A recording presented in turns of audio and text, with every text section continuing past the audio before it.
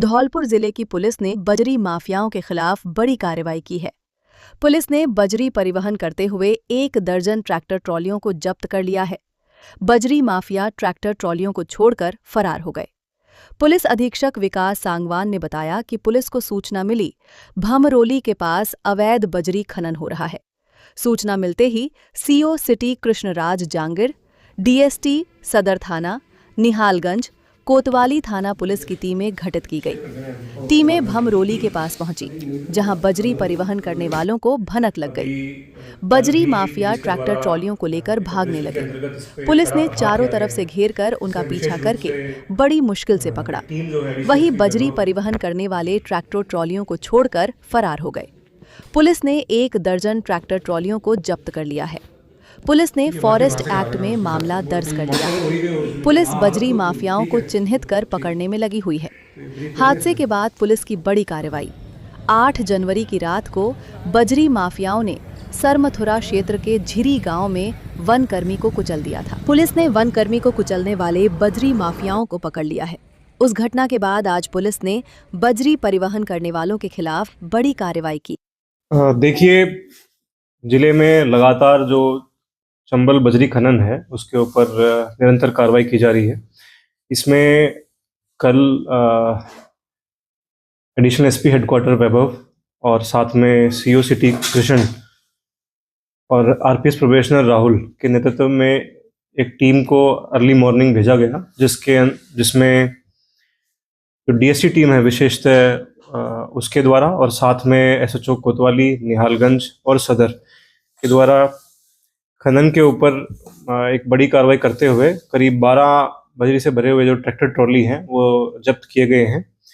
विशेषतः जो कार्रवाई पुलिस के द्वारा की गई है वो चंबल के घाटों में घेड़ भमरोली से जो छिपकर बजरी परिवहन ये कर रहे थे, वहां पर दबिश देकर जो है इस पूरे ऑपरेशन को अंजाम दिया गया है। इसके साथ ही कुछ समय पहले आप लोगों के माध्यम से भी और अन्य स्रोतों से भी हमारे पास जानकारी आई थी कि बुरा खेड़ा के रास्ते से भी घेड़ भमरोली वाला जो घाट है वहाँ से कुछ लोग बजरी परिवहन कर रहे हैं। वहाँ पर ग्रामीणों की मांग के अनुसार हमारे द्वारा एक चेक पोस्ट भी जो है 24 घंटे वो स्थापित की गई है, जो निरंतर प्रवेश जो सिटी की तरफ जो भी खनन करने के ट्रैक्टर भागते हुए आते हैं उन पर रोक लगा सकें। तो इसके लिए जो डीएसटी टीम है वो उसका विशेष जो योगदान है आसूचना संकलन में उनका रहा है।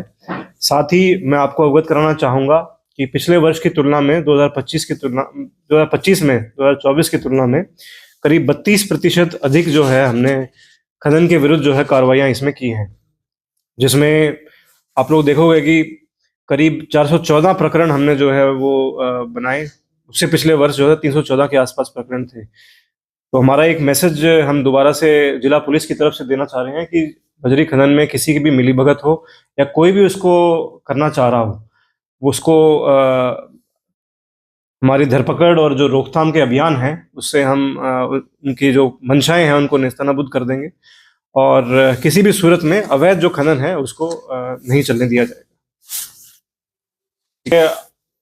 आप लोगों ने देखा होगा पिछले कुछ समय में ही, अभी इवन नववर्ष के दौरान में भी 3 ट्रक हम जो है अभी तक इस तरह से जो कुछ ना कुछ छुपाव लेकर, जिसको स्कीम बोलते हैं, मेरे को पता लगा वो कि स्कीम के जो ट्रक वगैरह है वो बना के लेके जाते हैं, ऊपर गिट्टी या डस्ट डाल देते हैं, नीचे उसमें बजरी होती है।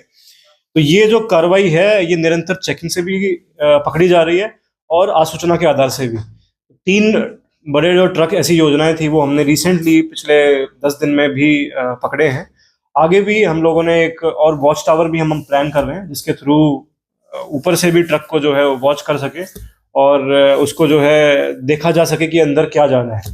तो निरंतर जिस तरीके से आपराधिक प्रयास करता है कि नए नए तरीकों से वो जो है वारदात को या अपने जो अवैध काम है उसको अंजाम देने के प्रयास करता है, तो पुलिस जैसे ही उनकी नई तरीकों का पता लगता है, हमारे पास भी उसके नए सॉल्यूशंस हैं।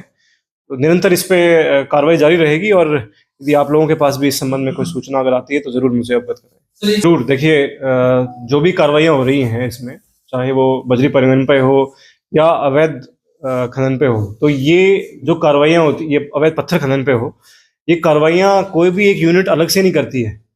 वो कार्रवाइयाँ जहाँ जिस यूनिट का जितना सपोर्ट चाहिए होता है वो निरंतर प्रोवाइड किया जाता है। डीएफओ साहब से भी मेरे पास निरंतर रिक्वेस्ट आती है, हम उनको समय समय पर रिक्वायर्ड जो पुलिस सपोर्ट है वो देते हैं। और यहाँ पर भी जो सरमथुरा है, आंगई है, कई सारी कार्रवाइयाँ एक साथ भी की हैं और आगे आने वाले समय में और अभियान के स्वरूप में हम इन दोनों ही क्षेत्रों में, जैसे आंगई और सरमथुरा आपने इंगित किया, वहाँ पर निरंतर इसमें हम कार्रवाई करते रहेंगे। इवन जो प्रकरण हुआ, घटनाक्रम हुआ, वो काफ़ी दुखद था। उसमें